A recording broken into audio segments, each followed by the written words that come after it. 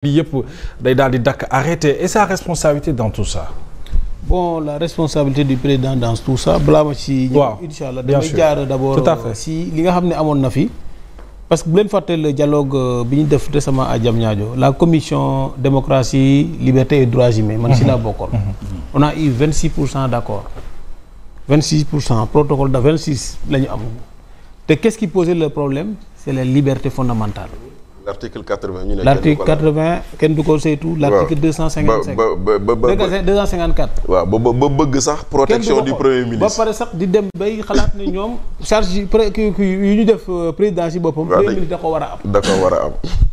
ma ne non c'est pas ça le président c'est un élu il prête serment sa fonction elle est sacrée nekkul premier ministre nekkul autorité constitutionnelle je pense que foofu la njëkkee am problème bi mel ne premier ministre du autorité constitutionnelle. mais gars yi dañoo jaxasoo mais Sonko du porteur constitutionnel c'est un subordonné du président de la République. ñu jóge ci loolu boo xoolee la responsable président dañu jóge ci loolu da nga gis ñu commencé saaga président ay nit jóg rek dal ci ko président bi saaga ko commencé saaga président jàpp ne président xëy na dafa jël ay nit ñoo xam ne dañuy nekk di commencé dal ci kaw Sonko même boo waxee dëgg sax gars yi duñu leen nangul dëgg boobu noonu te li ñuy reproché nii kii. l'autre la journaliste Maïmouna Ndour Faye. Sonko bi ñu koy topp mu dem Casamance làqatu foofu. mais am na ñun ñu dee foofu.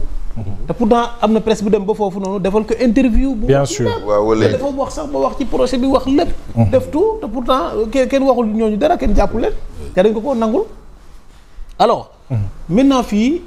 responsabilité président lan la da ngay déglu Abdourahmane Diouf. d'abord man problème ma njëkk a am ak ñoom mooy problème mu dama leen ne Sonko du autorité constitutionnelle.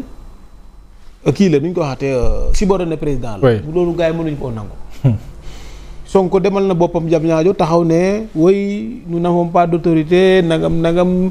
nos autorités génne si boppam manque de courage politique. waaw mais génne moom ci boppam génne boppam ne moom bokkul ci autorité te fekk moom autorité la mais génne boppam complètement ci autorité beneen bi nga gis Sonko kii Abdourahmane Diouf la dernière fois je pense l'instant bi moom ci moom la mujj. quel est le problème dafa ne on fait bloc autour du président de la République. Vous savez, il y a deux formes de faire les blocs autour du président de la République. Il y a le format institutionnel, il y a le format politique. Oui. Ministre bu demee bari nañ def bloc autour du président il y a danger. Il y a danger parce que ci constitution bi première barrière bi nga xam ne moom mooy protéger président c'est l'Assemblée nationale. te c'est suñu assemblée bi dafa nërmeelu assemblée boo xam ne Sonko moo koy convoqué maanaam Sonko mooy naan gaay leen. amul fenn te suñu constitution bi l'article 53 dit l'assemblée kii 81 91 ñoom ne l'assemblée peut convoquer à tout moment le premier ministre et son gouvernement devant l'assemblée ou devant les commissions d'enquête parlementaire convocation la wax maanaam mu convoqué ñu ñëw maanaam El Malick def convocation ne Sonko ñëwal assemblée nga leeralal problème d'être cassé bi par exemple ñu waroon woo Sonko ak les ministres qui concernés ñu teg ko ci table bi assemblée ñu débarque ko sur la table. foofu moo nekkoon waxam problème rapport caché yi assemblée bi encore moom moo waroon convoquer ministre bi problème Azer assemblée moo waroon a convoquer Sonko ak le ministre concerné mu ñëw leeral ko problème ONAS kii ni ñu ko waxatee assemblée moo waroon convoquer Sonko ak Cheikh Diadje ñu ñëw problème 8 milliards Bakel yi Bougane di wax dañu waroon convoquer le ministre concerné. loolu c'est le rôle de l'Assemblée. mais kon assemblée moom deful. maintenant assemblée deful loolu c'est l'Assemblée c'est l'Assemblée qui est en train de mettre dans cette dèche. l'Assemblée a raté beaucoup de choses. première barrière protection au président Assemblée nationale la. tey conférence de presse bi Sonko def sur les finances publiques. waaw waru ko woon def Assemblée dañ ko ne woon bul def. wala nga ñëw ci ñun boo defee auprès des commissions d'enquête parlementaire ci suuf bu fekkee am na loo xam ne jar na tax ñun ñu voté ay loi ñu protéger ko à défaut ñu mu bañ a siw bu ko defee kenn du ñu xamal dara. mais ils l'ont laissé déballer.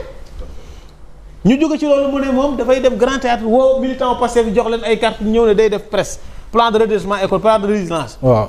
loolu ça concerne les finances publiques ça concerne l'État du Sénégal peuple bi la xaalis peuple bi la impôts yi ngay jël ci ñoom Mame Ndiaye Savon sax peuple bi la léegi nga ne léegi noo koy injecté loolu encore c'est le peuple. au lieu nga dem fi nga xam ne moom mooy la maison du peuple mooy les représentants du peuple fi ñu nekk mooy l'Assemblée nationale nga ne dama koy def grand théâtre l'Assemblée nationale bàyyi la nga def loolu. Assemblée nationale da waroon wax peut-être loolu bu mu ko def soit bu ñëw def ko devant l'Assemblée ñun ñu débattre ci. parce que ça engage le peuple soit bu mu ko def président aussi soit ferme là-dessus ñu bàyyi noonu encore loolu jàll. ñu jóge foofu noonu lan la defaat bi mu demee Diamniadio di wax à la place du président foofu président boobu fa nekk waru fa nekk di wax dañ ko assemblée da ko war a rappeler. ñu respecté protocole état ñu jóge foofu noonu mu proposé ne léegi le 8 day def benn curé état. il va faire la curé de l' état maanaam day wax lépp luy secret état bi fu mu tàmbalee ba fu mu yem moom nee na dina ko wax. ak lu mu ci mënti xam moo wax ko nag je l' avertis moom Ousmane Sonko yow Ousmane Tanor Dieng dee na yàlla na ko yàlla yërëm xamoon na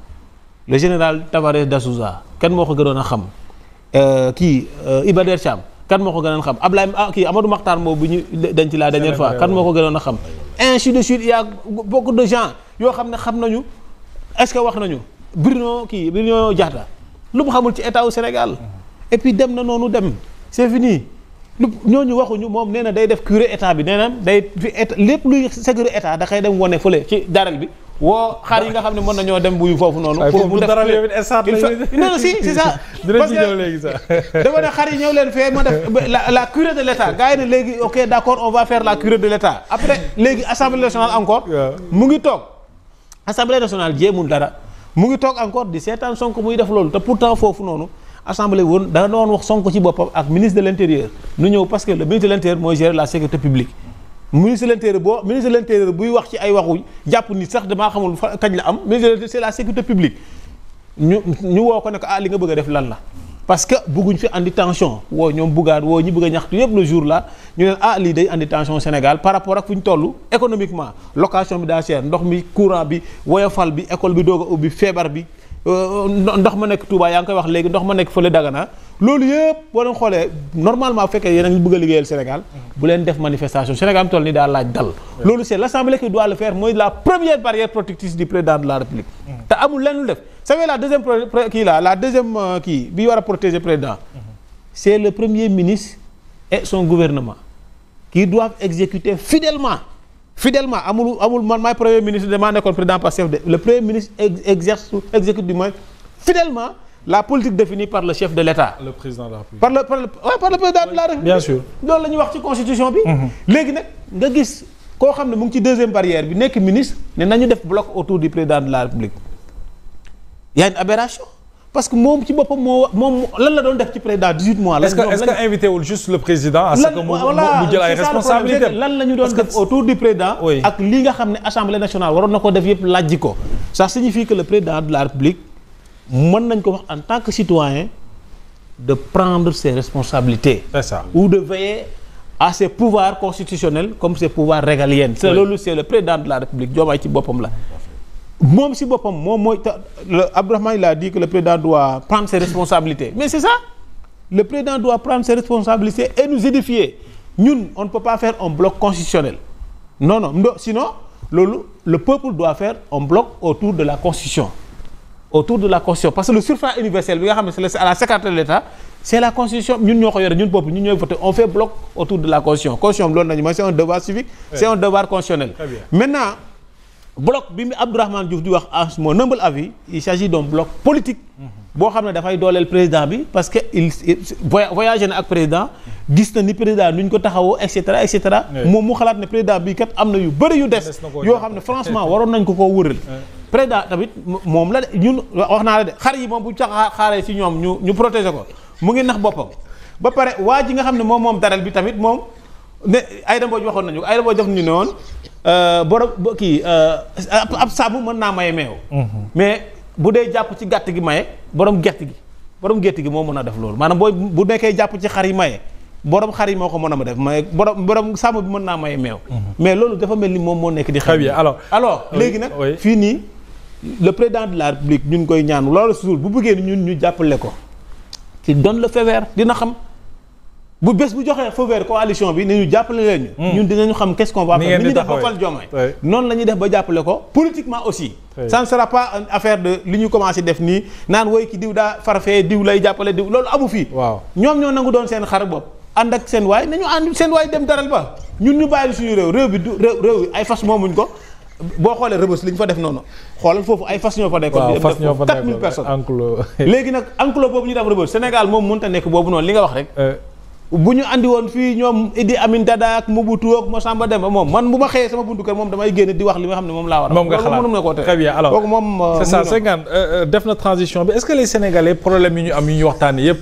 ci mbirum presse ak yeneen daan ci ñëw est-ce que nekk ñu di payer les frais d'un exécutif qui est miné par une dualité malsaine et dangereuse ci bu ñu xamee ne tout le temps les gens interpellent le président à ce que mu jël ses responsabilités dafa mel ni y a une dualité au sommet de l'État loolu lépp amuñu une certaine lisibilité par rapport ak ci kan mooy dogal kan moo ñu jiite est-ce que ça ne pose pas problème.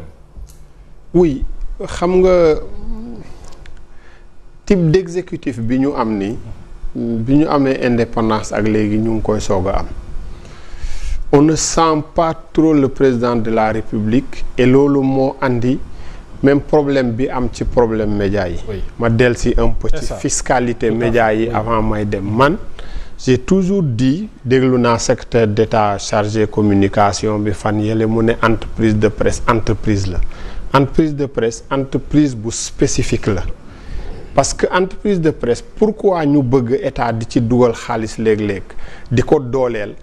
mais boo leen bàyyee ñoom mënuñoo dem mais médias yi mën nañoo jàll sax entre des mains de personnes étrangères boroom xaalis yi nekk feneen on a vu en Europe milliardaires yoo xam dañoo mujj jënd grand groupe de presse yëpp et ça c'est dangereux pour la démocratie c'est dangereux pour un État et nous ne sommes pas à l'abri de ça parce que mën nañ ko jënd sax fekk couverture yi ñeneen la ñuy ut et en mettant l'argent en demandant en veillant en demandant ñu organiser wu am na parcelle de surveillance bu État bi mën a def ci loolu malheureusement dans leur discours pour man gisuñ aspect boobu maintenant là où moi xam nga le président lan la njëkk a bàyyi mu dem lu ma d'accordul et ba mu xewee waxoon naa ko mooy au début bi ma gisee ay directeurs généraux di génn di ko attaquer ça j'ai jamais vu ci un État j'avais dit le président de la République warul bàyyi ay directeurs généraux yu nekk ci biir état bi di ko attaquer loolu dañu waroon sévir à l'instant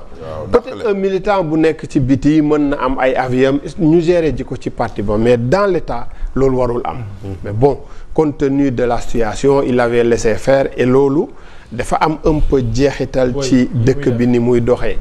autre chose fondamentale boo xam ne peut-être expliquer na li am man waa Pastef un peu pratiquer naa leen pendant la crise xam nga luy seen défaut te dama leen koy wax souvent waa Pastef ils sont très suffisants ñoom jàpp nañ ne lépp mënal nañ ko seen bopp nañ ma baal mais c'est ça gis nga même pendant la crise ñun militants droits de l'homme yi buñ ñëwoon di wax ci victimes yi dañ doon xëccoog ñun di ñu won ne victimes yi suñuy victimes la ñun mën nañ leen gérer et loolu wax naa ko victimes yi arrangé wul victimes yi ils s'en rendront compte dégg naa ñu leen di wooyee martyr martyr ku dee pour une cause la le terme est venu d'ailleurs de la religion ñoo xam dañoo nangoo topp walla ba dee ci ñoom nee nañ kuñ yónni woon suukar boutique ba bal rey la sax martyr nga et en le disant il donne à l'autre camp des arguments yoo xam ne tey tax suba ñoom bu ñu fi defoon un mandat par exemple ñu dem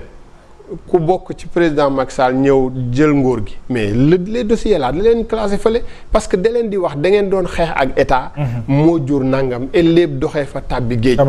dama leen wax depuis crise bi ne question droits humains yi bàyyee leen ko organisation droits humains yi parce que politiciens yi nguur la ñuy ut buñ ko amee après dañuy jàll ci leneen bref mais problème yi am yëpp pour man mooy arrestation yi am woo nañ diw convoqué nañ kii jàpp nañ kii xam nga lu ko andi pour man c'est parce que dafa am liggéey bu ñoom bi ñu ñëwee président de la République premier discours am dafa wax mu ne moom il est conscient que un pays divisé en deux lañ ko jox et que mission réconcilier leen wax na ko waxati ko dans le verbe oui mais dans les faits actes yi suivre les actes n'ont pas suivi c'est ça ñu ne ñu daw 2 mois ñu invité nit ñi jam ñaajo parce qu'ils étaient conscients que justice bi ni muy doxee baaxul et que war nañ ko ci réfléchir pour def ci ay réformes ñu def yëpp ba tënk ko bind texte yi mu dem assemblée moo desoon il paraît même que texte yi bind nañ ko xaw ma fu mu toll dans le circuit mais j'ai eu ces informations là mais avancé wul et réforme yi mu waroon a andi ay juge des libertés ay wàññi doole procureur ainsi de suite dindi par exemple le juge d'instruction au Sénégal nga xam ne arrêté ministre de la justice moo koy nommé malgré liberté biñ koy jiiñ yëpp naan am na ko tout ça dañ ko waroon a dindi mais foofu avancé wul donc on est en train de gérer le Sénégal ci texte ancien yi ñu nekkoon di ko gérer avec les mêmes acteurs et je dis toujours que on n'est pas à l'abri de ñu dellu ci crise bi ñu nekkoon on n'est pas à l'abri de ça loolu il faut que nit ñi conscient ci et ce serait bien que ñu mobiliser wu pour demander à l'État texte yooyu nañ ko yóbbu à l'Assemblée ñu voté ko parce que buñ ko voté woon mën nañoo espérer maintenant am de démocratie bu bees dëkk bu bees boo xam ne garantie au plan textuel dans la pratique dafay yokku mais malheureusement loolu topp ci dernier point bi nag parce que ça aussi damay dégg souvent ñoom ñu koy wax ça revient dans les discours parti état dictature gis nga installé dictature Sénégal ñi yor nguur gi amuñ moyen intellectuel yi amuñ moyen physique yi amuñ même le temps pour le faire ils ne l'ont pas parce que Sénégal bu leen historien yi leen jegee waxaloon tuuti danañ comprendre ne sénégalais du ko ñuy noot